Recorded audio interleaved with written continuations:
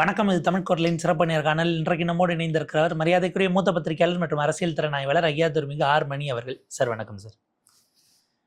அமெரிக்காவினுடைய ஒரு அமைப்பு ரிலீஜியஸ் ஃப்ரீடம் சம்மந்தமாக அங்கே இருக்க ஒரு அட்வைசரி பாடி ஆர்எஸ்எஸ் அவர்களுடைய செயல்பாடுகள் குறிப்பாக யூஎஸ் சார்ந்தே ரொம்ப சிக்கலுக்குரியதாக இருக்கிறது. இது பிரச்சனைக்குரிய ஆர்கனைசேஷன். இந்தியாவில் ரிலீஜியஸ் ஃப்ரீடமோ அல்லது அங்கே டாலரபிலிட்டிங்கிறது இல்லாமல் போயிருக்கக்கூடிய அளவுக்கு இருக்கிறதுனால ஆர்எஸ்எஸ் மீதான இங்கே சாங்ஷன்ஸ் விதிக்கணும் யூஎஸ்குள்ள அப்படின்னு சொல்கிறாங்க.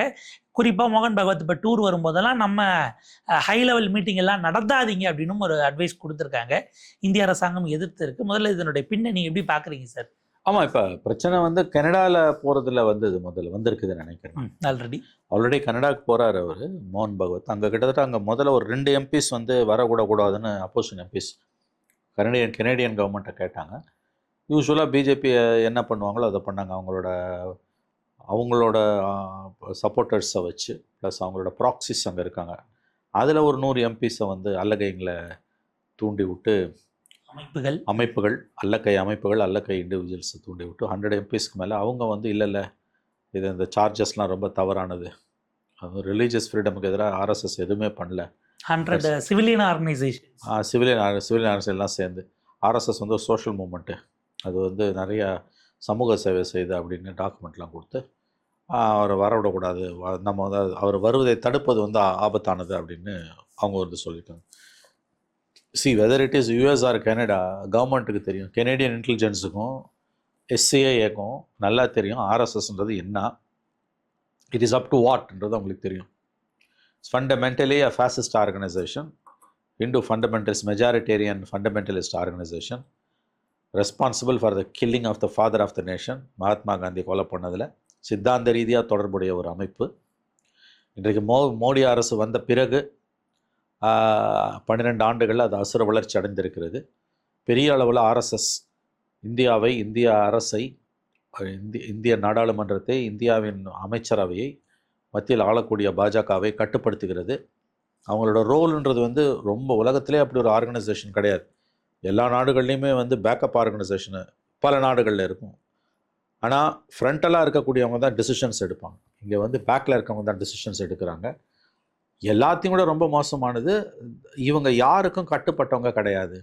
தேர் அ லா டு தெம்செல்ஸ். அது ஒரு ரெஜிஸ்டர்டு பாடியே கிடையாது. அவங்களோட எல்லா விதமான கணக்கு வழக்குகளும் ரொம்ப ரொம்ப மூடு மந்திரமாக இருக்கும். தேர் ஷேடி இன் நேச்சர். கம்ப்ளீட்டாக சீக்ரஸியோட இயங்கக்கூடிய ஒரு அமைப்பு. இன்னொரு கேவலமான ஒரு உண்மை அந்த ஆர்கனைசேஷனை பற்றி, அந்த ஆர்கனைசேஷனில் பெண்களுக்கு இடம் கிடையாது. உலகத்தில் எந்தாவது ஒரு ஆர்கனைசேஷன் பவர்ஃபுல்லாக இருக்க ஆர்கனைசேஷன், அது தீவிரவாத அமைப்பாக இருந்தால் கூட பெண்களுக்கு அங்கே ஒரு பங்களிப்பு இருக்கும்.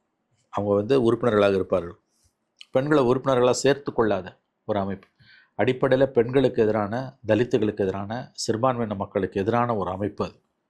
மேட்டுக்குடி குறிப்பாக பிராமணர்களாலும் இன்ன பிற ஜாதி இந்துக்களாலும் கட்டுப்படுத்தப்படுகிற, அவர்கள் நலனுக்காக உழைக்கிற ஒரு அமைப்பு அது.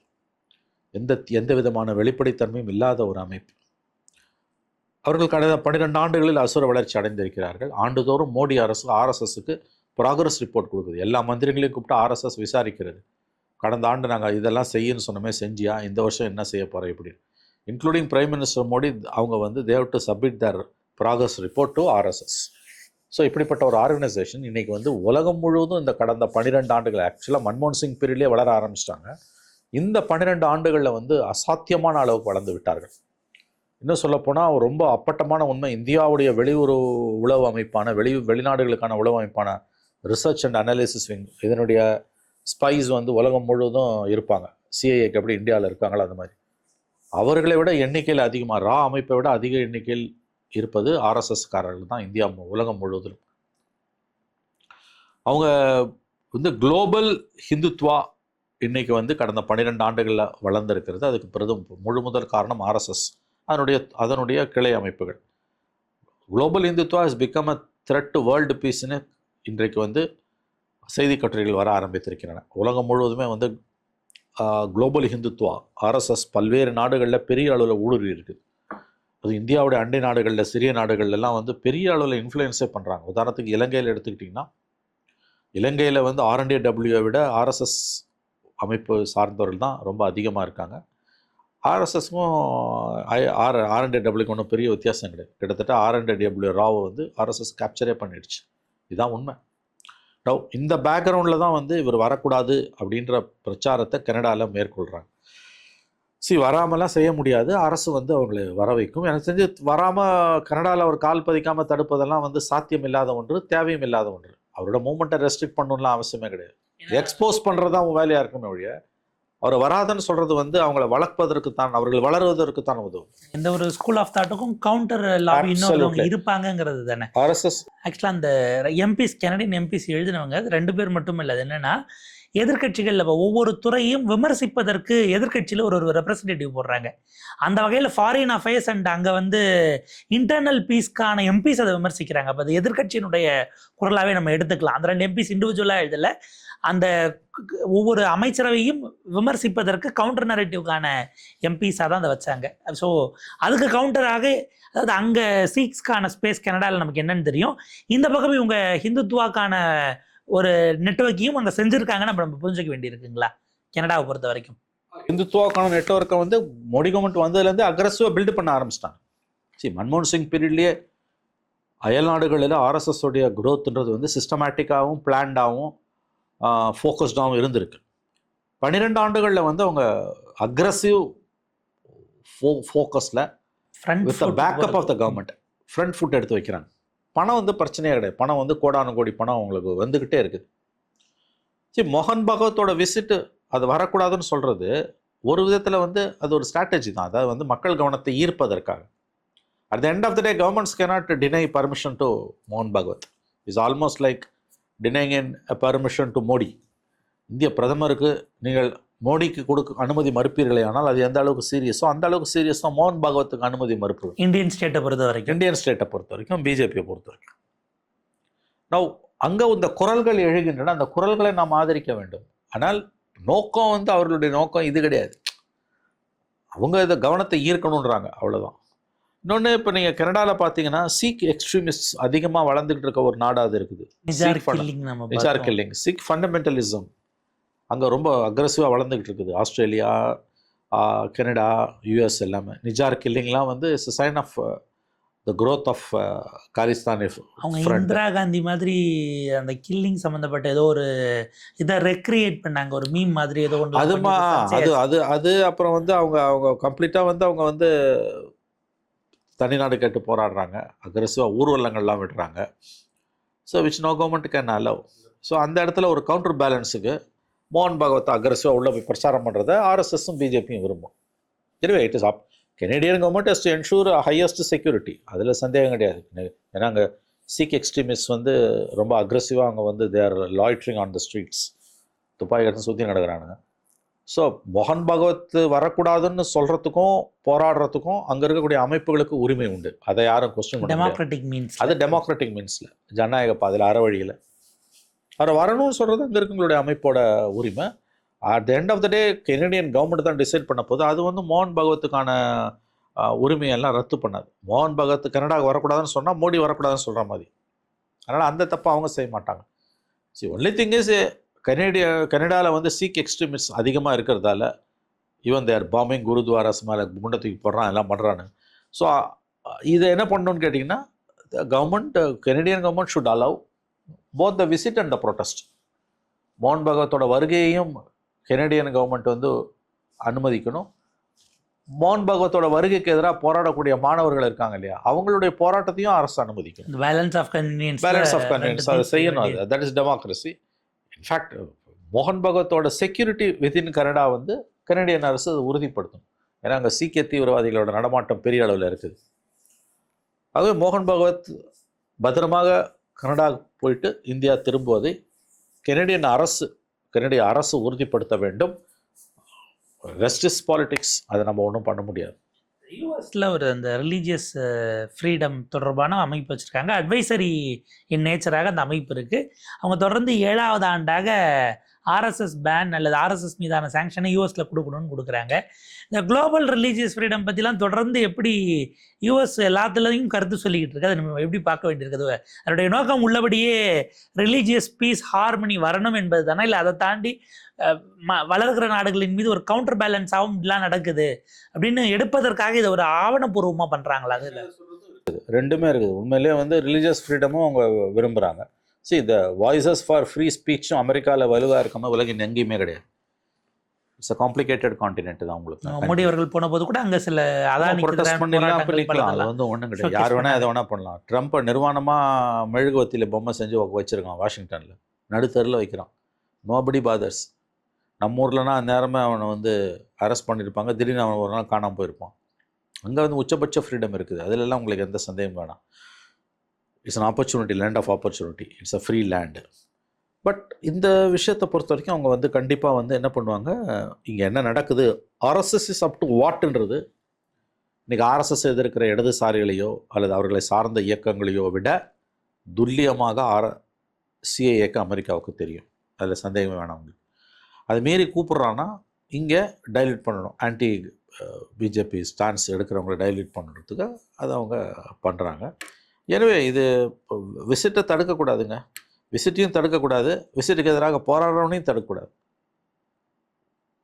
வாங்க வந்துட்டு போங்க, ஆனால் எதிர்த்து போராடுறான்னா அதையும் நீ அனுமதிக்கணும். எனக்கு தெரிஞ்சு அதுதான் உண்மையான ஜனநாயகமாக இருக்க முடியும்.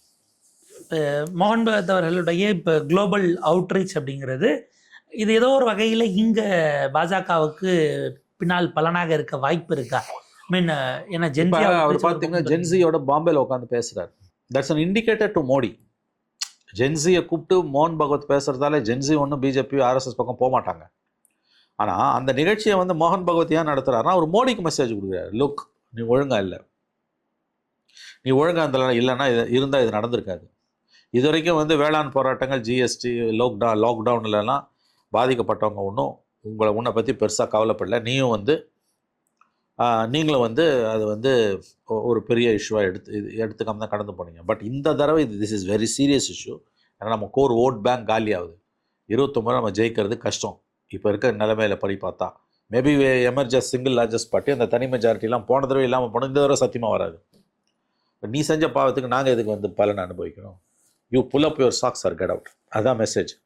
பாம்பேயில் போய் ஒரு 1500 இளைஞர்களோட ஜென்சியோட மோகன் பகவத் பேசினது it's a clear message to Modi. Either you fall in line or get out. அந்த அளவுக்கு அது போயிடுச்சு, முத்தி போயிடுச்சு. அவர் அதில் ப்ரொக்ரெசிவாக இருக்கிற மாதிரி பல விஷயங்கள் பேசினாலும் கோர் ஹிந்துத்துவ விஷயங்களை தான் அவர் வெவ்வேறு மொழிகள் அதில் பேசினார். ப்ரொக்ரெசிவாக சில விஷயங்கள் இங்கே அங்கேன்னு தெரிஞ்சாலும் கூட கோர் ஹிந்துத்துவ ஐடியாலஜிலேருந்து அவர் விலகின மாதிரி அந்த கான்வர்சேஷனுங்கிறது கட்டமைக்கப்படலை. இன்னொரு சைடு ஆர்எஸ்எஸ் தரப்பில் உங்களுடைய அகில இந்திய செய்தி தொடர்பாளர் சுனில் அம்பேத்கர் பேசும்பொழுது ஜென்சியினுடைய அவுட்ரீச்சுங்கிறது எக்ஸாம்ஸில் நடந்த அந்த மிஸ்மேனேஜ்மெண்ட்டுக்கு தானே தவிர சிஸ்டம் மேலே அவங்களுக்கு கோபம் இல்லை அப்படிங்கிற ஒரு நரேட்டிவை வந்து பூசி மழுகுறாரு. அதை வந்து அடக்க பார்க்குறாங்க. அவங்க வந்து இதோட தீவிரத்தன்மையை குறைச்சி பார்க்குறாங்க. அவங்க வந்து பேசினவங்க எல்லாம் வரும் இதுக்காக மட்டும் பேசல. அது வந்து வேறு நீட்டுக்காக மட்டும் கிடையாது, ஃபேர் நீட்டும் கிடையாது, எக்ஸாமினேஷன் கொலாப்ஸ் மட்டும் கிடையாது, ஓவரால் சினாரியோ. ஏன்னா அப்போசிஷன் ஃபெயில்டு. அப்போசிஷன் ரோபஸ்டாக இருந்ததுன்னா காக்ரோச் ஜனதா பார்ட்டி வந்திருக்காது. அப்போசிஷன் ஃபெயில் ஆனது காரணம் தான் இன்றைக்கி அவங்க வர வேண்டியிருக்குது. அதனால் இது வந்து வெறும் எக்ஸாமினேஷனுக்கான குரல் அப்படின்னு சொல்கிறது மழுப்புறது, தன்னைத்தானே தான் அரிப்பை சொரிஞ்சுக்கிறது. இது அரசியல் தெரியாத, படிக்காத, உண்மையான மனித உளவியலை பற்றி அறியாத, சிச்சுவேஷன் எவ்வளோ டேஞ்சரஸாக இருக்குது இந்தியாவில் இன்னைக்கு என்பதை பற்றிய புரிதல் இல்லாதவர்கள் செய்யக்கூடிய காரியம். இல்லை தெரிஞ்சும் அதை டைல்யூட் பண்ணிக்கலாம், அவ்வளோ இம்பார்ட்டன்ஸ் கொடுக்க வேண்டாம்னு அதில் ஒரு நோக்கம் இருக்கா சிஜேபி? அப்படி நான் சொல்லலை, அப்படி எனக்கு தோணலை. அவங்க இதை வந்து பர்பஸ்ஃபுல்லாகவே வந்து பீலிட்டில் பண்ணுறாங்க. சுனில் அம்பேத்கர்லாம் வந்து கவலைப்படாதீங்க, இது சிஸ்டத்துக்கு எதிரானது இல்லை, எக்ஸாமுக்கு எதிரானதுன்றாங்க. பட் அவங்க நிர்வாக கோளாறுகள் இதை தங்களை தாங்களே அவர்கள் ஏமாற்றிக் கொள்கிறார்கள். இப்போ சிஜேபிஸ் அங்கே town to town, village to villages போயிட்டு நாங்கள் பார்க்க போகிறோம் அப்படிங்கிற மாதிரி எடுக்கிறாங்க. ஒரு வெப்சைட்டை லான்ச் பண்ணுறாங்க. கொல்கத்தாவில் பர்மிஷன் கடைசி நேரத்தில் டினை பண்ணப்பட்டு கொல்கத்தா, டெல்லி 2 இடத்துலையும் அங்கே இருக்க பார்க்ஸில் போய் உட்காந்து கான்வர்சேஷன்ஸ்னு போயிருக்கு. சிஜேபி இதுக்கப்புறம் ஒரு இடத்துல கூடிடக்கூடாதுங்கிறதுல பாஜக கவனமாக இருக்குன்னு நம்ம பார்க்க வேண்டியிருக்காங்க. பொலிட்டிக்கல் ஸ்பேஸ் கூடிடக்கூடாதுன்னு அடிக்க ஆரம்பிக்கிறாங்க. இப்போ ராஜஸ்தானில் ஸ்கூல்ஸ்க்கு போகிறோன்னா ஸ்கூல்ஸில் யாரும் அவுட் சைடர்ஸ் அலோவ் பண்ணாதீங்கன்னு சர்க்குலர் விடுறாங்க. சரி, ஒரு பயம் முதன்முறையாக பிஜேபிக்கு 12 ஆண்டுகளில் பயம் வந்திருக்கு. ஏன்னா அவங்க ஓட் பேங்க் கரையுது. வேளாண் சட்டங்களின் போது, டிமானிட்டைசேஷன் போது, ஜிஎஸ்டின் போது, லாக்டவுன் போது கரையாத பிஜேபியோட core vote bank, middle class and upper middle class முதன்முறையாக இப்போ கரைய ஆரம்பிச்சிருக்கு. அந்த பயம் வருது அவங்களுக்கு. அதனால தான் வந்து இவ்வளோ தூரம் நீஜருக்கு ரியாக்ஷன், இவ்வளோ விஷயங்கள் அவங்க பண்ணுறாங்க. பட் இது ஒன்றும் சீப்பை ஒழிச்சு வச்சா கல்யாணம் நெடு போய்டுன்ற கதை தான் இது. அப்படிலாம் எதுவுமே நடக்காது. மாற்றம் வேண்டும் மக்கள் முடிவு பண்ணிட்டாங்கன்னா அது இன்றைக்கி இருக்கிற மாடர்ன் வேர்ல்டில் ஆட்சியாளர்களால் ஒன்றுமே பண்ண முடியும். இப்போ கூட மோடி கவர்மெண்ட்டுக்கு புத்தி வரல. அதாவது you are fighting the symptoms, not the disease. போராடுறவனை எப்படி ஒடுக்கலாம், அடக்கலாம், போராடணும்னு வரவனை வந்து எப்படி ஸ்பேஸே கொடுக்காம இழிவுபடுத்தலாம், இப்படி தான் உன் புத்தி உங்கள் புத்தி போதே ஒழி. அவன் ஏன்டா போராட வரான்னு யோசிச்சு அந்த காரணத்தை களையறதுக்கு நீங்கள் தயாராக இல்லை. அது செய்யாதப்ப நீங்கள் தோற்பது உறுதி. பார்லிமெண்ட் செஷன் அப்போ சொல்லாத ஒரு வார்த்தை, குறிப்பாக சிஜேபி ப்ரொட்டஸ்ட் நடந்தப்போ பயன்படுத்தாத ஒரு விஷயத்த அமைச்சர் கிரண் ரிஜிஜு பேசியிருக்கார். டெல்லி போலீஸ் ஷூட் அவுட் பண்ணாங்க, பட் யாருமே நோ கேஷுவாலிட்டிஸ் போது நீங்கள் அவங்கள பாராட்ட தான் செய்யணும், அதனால் அவங்கள நீங்கள் எப்படியெல்லாம் தேவையில்லாமல் அவங்கள விமர்சிக்காதீங்கன்னு ஒரு சிட்டிங் மத்திய அமைச்சர் போலீஸ் புரூட்டாலிட்டியை நியாயப்படுத்தி பேசுகிறார். இந்த மேட்டர் இஸ் சப்ஜுடிஸ் நீதிமன்றத்தில் இருக்கும்போது காவல்துறையினர் புரூட்டாலிட்டி பண்ணானே யாரும் சாகலை இல்லைன்னு கேட்கறத நம்ம எப்படி பார்க்க வேண்டியிருக்கு? பாஜக கண்ணு போயிருக்கு. பெல்லட் பாம்ஸால் 10 பேர் கண் பார்வை பாதிக்கப்பட்டிருக்காங்க. உயிரிழப்புகள் மட்டும் அடையாளம் இல்லை. இன்றைக்கும் போலீஸ் ஹராஸ்மெண்ட் நிறைய மாணவர்கள் மீது தொடருது பல்வேறு மாநிலங்கள். இப்போ உதாரணத்துக்கு ஈரோடில் இருக்க ஒரு பெண், ரொம்ப வறுமையான நிலையில் இருக்க பெண், அங்கே போய் எம்எஸ்சி சைக்காலஜி முடிச்சுட்டு she is preparing for a PhD candidate. அவங்க ஃபாதர் மதர் ஈரோடில் ஏதோ குக்கிராமத்தில் இருக்காங்க. அவங்களுக்கு இது எதுவுமே புரியல. அவங்கள டெல்லி போலீஸ் எடுத்து வச்சு மிரட்டுறோம், பொண்ணை அடைக்கவே இல்லைன்னா நாங்கள் அடக்குவோன்றானுங்க. ஆகவே இதெல்லாம் மோடி கவர்மெண்ட் திருந்தலை. இதை விட பெரிய போராட்டங்களை பார்த்தா தான் உங்களுக்கு புத்தி வரும்ன்றது தான் நமக்கு கிடைக்கக்கூடிய பாடமாக இருக்குது. ஒன்று மறந்துடாதீங்க, நீ எவ்வளோ உயர உயர உயர உயர உயர உயர பறந்தாலும் யதார்த்தம் ஒன்று தான், ஒரு நாள் நீ கீழே இறங்கணும். இப்போ அது பிஜேபிக்கு இறங்கும் முகம். பவரை எப்படி யூஸ் பண்ணுறதுன்னு இருக்குங்க. பவரை இப்படி யூஸ் பண்ணினா இப்படி தான் முடியும். ஆகவே இதை வந்து வெறும் எக்ஸாமினேஷன்ஸ்க்கு எதிரான போராட்டம்னு சொல்வது அவங்களுக்கு தெரியும், அது இல்லைன்னு, கீழே மாறி இருக்குன்றது தெரியும். வெளியில் அது யார் கிவிங் அ போஸ்டரிங், அவ்வளோதான். இது மாதிரியான ஒரு ஸ்டேட்மெண்ட்டை ஃப்ளோருக்குள்ளே கொடுக்கல. பார்லிமெண்ட் செஷன் முடிஞ்சு எல்லாம் போன பிறகு சிஜேபி அங்கே அசம்பிளாக இருக்கும்போது இதை அவர் சொல்லியிருந்துருக்கலாம். போலீஸ் ப்ரூட்டாலிட்டிங்கிறீங்க, நோ கேஷுவாலிட்டிஸ், அதனால் நீங்கள் அவங்க பாராட்டுங்கன்னு சொன்னால் அது பேக் ஃபயர் ஆகுன்னு தெரிஞ்சு தான் எல்லாம் டிசால்வ் ஆன பிறகு வந்து அப்படியான ஒரு ஸ்டேட்மெண்ட்டை அவர் மேக் பண்ணுறாரு பார்க்க வேண்டியிருக்கு. ஒரே ஒரு நிறைவு கேள்வி சார். இப்போ எதிர்கட்சிகள் இந்த சிஜேபி ப்ரொட்டஸ்ட்டை பொறுத்தவரை, குறிப்பாக இப்போ இதே மாதிரியான ஒரு விஷயம் ஜார்க்கண்டில் நடந்து அவங்க எக்ஸாம்ஸை கேன்சல் பண்ண வச்சுருக்கிறாங்க. காங்கிரஸ் அங்கே கேபினெட்டில் இருக்குது, பட் ஹேமந்த் சோரனுக்கும் அவர்களுக்கும் டேர்ம் சரியில்லை. அவர் வந்து ராகுல் கைது செய்யப்பட்டது கூட எதிர்க்காம தான் இருந்தார். அங்கே போலீஸ் புரூட்டாலிட்டி நடக்குது. இப்போ இதுக்கு அடுத்த கட்டமாக அந்த யூத்ஸை ஒருங்கிணைக்கிற புள்ளி அல்லது சிஜேபியை நோக்கி போகிறவர்கள் ஏன் நம்மை நோக்கி வரவில்லைன்னு எதிர்கட்சிகள் அதில் கோர்ஸ் கரெக்ஷன் பண்ணுவதற்கு தயாராக இருக்கிறார்களா? இல்லை இந்த ஆங்கர் நாளைக்கு அண்ணா ஹசாரேத்தை எப்படி பிஜேபிக்கு தான் அறுவடை செய்ய முடிஞ்சதோ நம்மளை நோக்கி வந்துரும்னு ஒரு நம்பிக்கையில் இருக்காங்களா? நீங்கள் அதை எப்படி பார்க்க? வந்துருன்ற நம்பிக்கை ஒன்றும் பெருசாக இருக்கிறதா தெரியல. பயம் வந்துடுச்சு, நமக்கு வராமல் போயிடுமோன்னு. அதனால் வந்து அவங்க நிராசையாக தான் இருக்காங்க. நான் நிராசைன்னு சொல்ல முடியாட்டியும் நம்மக்கிட்ட எப்படி இருந்தாலும் வந்துருவாங்கன்ற நம்பிக்கையெல்லாம் அவங்களுக்கு இருக்கிறதா எனக்கு தெரியல. அவங்களுக்கு உள்ள பயம் வந்துடுச்சு. இது வந்து தமிழ்நாட்டில் விஜய் அடிச்சுன்னு போன மாதிரி அலை, திமுக அண்ணா திமுக 2 பேரும் தூக்கி வீசி எரிஞ்ச மாதிரி நம்மளையும் வீசி எரிஞ்சிருமோன்ற பயமும் காங்கிரஸ்குள்ளே ஒரு செக்ஷனுக்கு வந்திருக்கு. அகெயின் ஒவ்வொரு பார்ட்டி ஒவ்வொரு ஆர்கனைசேஷன்லையும் there are 2-3 ஒப்பீனியன்ஸ். இது விஷயம் தெரிஞ்சவங்களுக்கு தெரியுது. It's a wake up call for not only BJP but also Congress. Entire political கிளாஸுக்கு இது வந்து ஒரு வார்னிங். இவங்க திருந்தலைன்னா இதுக்கான விலையை கொடுப்பாங்க, அதில் எந்த விதமான சந்தேகம் வேணாம். This is a wake up call. Jantar Mantar protest இதை வந்து பிஜேபியோ காங்கிரஸோ இடதுசாரிகளோ முழுவதுமாக வந்து களையலைன்னா, இந்த காரணங்கள் களையப்படாத வரையில் ஏதாவது ஒரு ரூபத்தில் அந்த ஸ்ட்ரகிள் இருந்துக்கிட்டே தான் இருக்கும். அந்த இடத்துல ஒரு மாரல் டைலமா இருக்குமா சார்? சிஜேபியை பிஜேபி ஒடுக்குகிற போது அப்போசிஷன் என்ன பண்ணணும்? ஏன்னா நம்ம போய் சப்போர்ட் பண்ணோம்னா சிஜேபி வளர்ந்துடும். அப்படி வளர்ந்தா நமக்கு அது பொலிட்டிக்கலி லாஸ் ஆகலாம். அப்போ சிஜேபியை பிஜேபி ஒடுக்குகிற போது என்ன ஸ்டாண்ட் எடுத்தா கரெக்டாக இருக்கும்? ஒரு மாரல் டைலமா இல்லை எத்திக்கல் டைலமா வந்து? இல்லை, சிஜேபியை பிஜேபி ஒடுக்குதுன்னா சிஜேபியை தான் சப்போர்ட் பண்ணணும், அதில் எந்த சந்தேகம் வேணும். பிஜேபியை எதிர்க்கிற எவர் ஒருவரையும் பிஜேபி அடக்குமே ஆனால் ஒடுக்கப்படுவோரின் சார்பாகத்தான் நம்ம முன்னால் போய் நிற்கணும். அவங்க குலம், கோத்திரம், ஜாதி, மதம், இனம் அதெல்லாம் செகண்டரி. அரசியல் ரீதியாக தோற்கடிக்கப்பட்டு இந்தியாவில் ஒரு மூலையில் உட்காரப்பட வைக்க வேண்டிய கட்சின்னா அது பிஜேபி தான். அது ஒரு சித்தாந்தம். அதனால் அந்த இயக்கம், அந்த கட்சி மக்கள் மன்றத்திலிருந்து முற்றிலுமாக வந்து துடைத்தெறியப்பட முடியாவிட்டாலும் ஒரு ஓரத்தில் அவர்களை உட்கார வைக்க வேண்டும். கண்டிப்பாக அதை செய்ய வேண்டும். அதை வரலாறு செய்யும். கண்டிப்பாக வரலாறு செய்யும் என்று நான் நம்புகிறேன். 24 எலெக்ஷனே உங்களுக்கு வந்து கன்சாலிடேட் ஓட்ஸ் ஆகாததால தான் ஜெயிச்சது. மோடி வேணான்னு தான் மக்கள் ஓட்டு போட்டிருக்காங்க. இந்த பக்கம் 41% ஃபார் ஐஎன்டி, இந்தியா கூட்டணி 41, உங்களுக்கு 48, but 41% of votes to opposition அல்லது ஆன்டி மோடிங்கிறது தான் அதனுடைய விஷயமா இருக்கு. ஸோ ஓவரால் பிஜேபிக்கு எதிராக 52% ஓட்ஸுங்கிற வகையில் பிரிஞ்சு போனது தான் அந்த வெற்றிக்கான காரணம்னு நம்ம பார்க்க வேண்டியிருக்கு. பார்ப்போம் சார், இது அடுத்தடுத்து எப்படி போகுது. இது சிஜேபிக்கான குரல்களில் சென்சிபிளாக ஹேண்டில் பண்ணுறாங்களா, இல்லை அவங்ககிட்டையும் முரண்களை வளர்த்துக்கிட்டு தள்ளி நிற்க போதா எதிர்கட்சிகள் அப்படிங்கிறதெல்லாம் 2 வருஷம் இருக்குது. Government has some advantage because 2.5 years இருக்குது. சிஜேபிக்குள்ள பிளவை உண்டாக்குவாங்க, அவங்கள மக்கள் மத்தியில் எக்ஸ்போஸ் பண்ணுவாங்க. அதாவது போலீஸ் ஆக்ஷனை விட உள்ள ஊடுருவி ஒழிக்கக்கூடிய வேலைகளை அதிகமாக இப்போ செய்வாங்க. அதில் எந்த சந்தேகமும் வேண்டாம். டிசன்ட் வாய்ஸஸ் இல்லை, அங்கே இருக்கிறவங்கள கடந்த காலத்தில் ஆம் ஆத்மியில் இருந்த பலரும் இங்கே வந்ததையும் அந்த மாதிரி தான் பார்த்தோம் அப்படிங்கிறது தான். ஸோ பார்ப்போம் சார், ஒரு விரிவான ஒரு இடல். உங்கள் நேரத்துக்கும் கருத்துக்களுக்கும் மிக்க நன்றி சார்.